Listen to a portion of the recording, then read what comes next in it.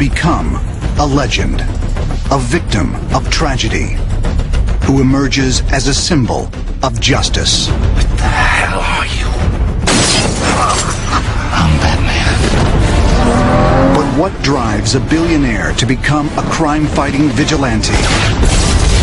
You got an angry man in pain, seeking purpose in his life.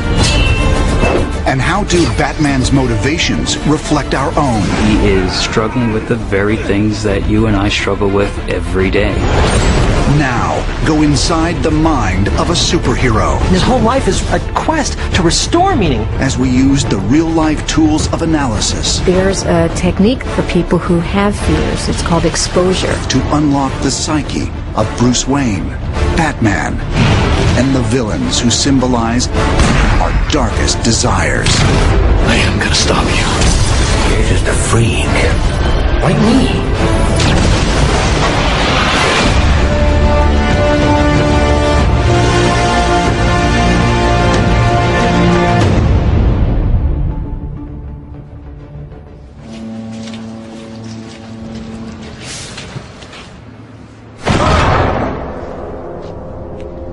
Hey. Stace.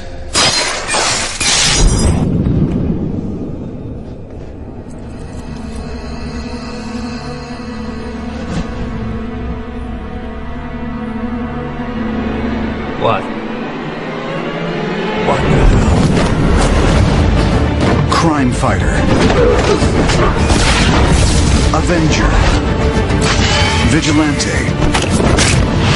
Hero. Batman is as complex as he is contradictory. Bruce. Rachel's told me everything about you. I certainly hope not. Exploring his character can be a revealing test for the viewer. Because in Batman, we can find the heroism, the fear, and the darkness inside us all. The brainchild of creator Bob Kane, Batman debuted in the pages of Detective Comics in 1939. It was the decade of the Great Depression, urban expansion, and violent crime. Since then, billionaire Bruce Wayne and his masked alter ego have been shown as everything from a mob-crushing crime fighter to a kid-friendly superhero. But by the end of the 20th century, Batman had taken on a darker, grittier, and more realistic tone, as writers and filmmakers began adding layers of psychological motivation. In the 2005 motion picture Batman Begins, one of the keys to understanding Batman's psychology lies in a universal emotion: fear.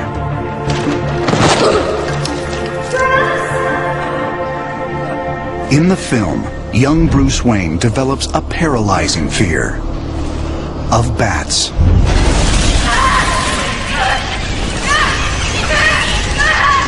Took quite a fall, didn't we, Master Bruce? And why do we fall, Bruce? So we can learn to pick ourselves up.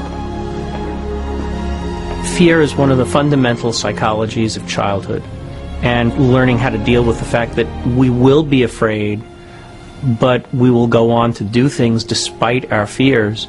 You know why they attacked you, don't you? They were afraid of you. Afraid of me? All creatures feel fear. Even the scary ones. Especially the scary ones. One of the interesting things about Batman Begins is it gave us a little more glimpse into the young Bruce Wayne. He tends to be a fearful and anxious kid, which is a very interesting choice in temperament to give him. It's almost like he's starting to have a panic attack in the play where it's a callback to the bats when he fell in the bat cave.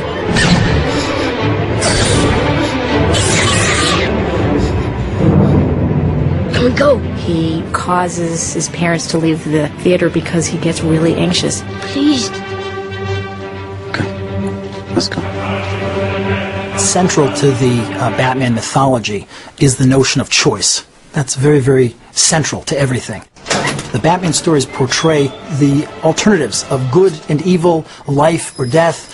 In Bruce Wayne's case, he was confronted with the most horrible tragedy one could imagine. Wallace, Joey, come on, fast. That's fine. Here you go. Hey!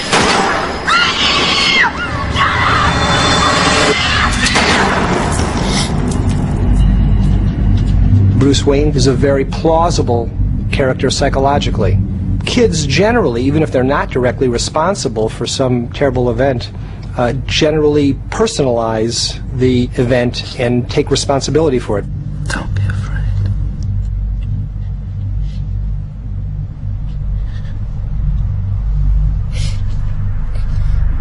He feels guilty because his fear caused them to go into this dark alley, and they died as a result of it.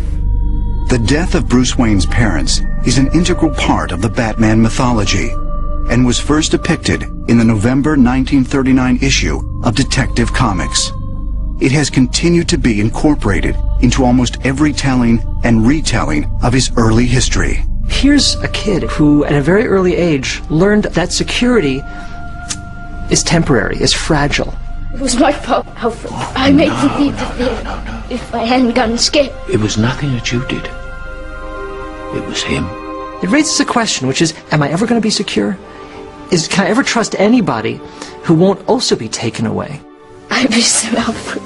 And Bruce Wayne is a person who essentially has answered that question, I'm never going to be safe, so I better take matters into my own hands. Rachel, this man killed my parents. I cannot let that pass. You have the ultimate psychological moment of Batman. They're in the courtroom where his parents' murderer is on trial, and he has a gun in his pocket, and he has to decide whether or not to use it. There is a member of the Wayne family here today. Has he got anything to say? That's the character's moment of growth and judgment.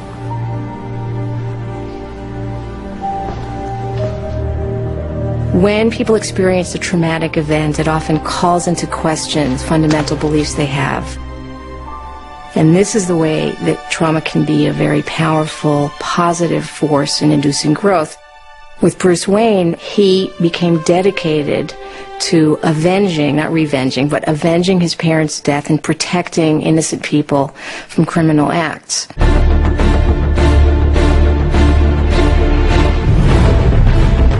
And many people, in fact, who have experienced the trauma go on and become social activists in some way. What are you seeking? It means to fight injustice, to turn fear against those who prey on the fearful. His strength derives really from this extraordinary motivation he has through the tragedy of his parents' death and his attitude to it. And so you're looking at a character who has embarked on this crusade to fight crime. When bringing the character of Bruce Wayne to the screen in Batman Begins, director Christopher Nolan found an unusual psychological parallel in a real-life historical figure, the 26th President of the United States, Theodore Roosevelt. Chris said, to me, the key to understanding the character is that Bruce Wayne is Teddy Roosevelt. Roosevelt's father was New York City's great patrician benefactor. He started the Museum of Natural History, he was one of the founders of the Children's Aid Society, and there's a similarity to Thomas Wayne, who was the great philanthropist of Gotham City.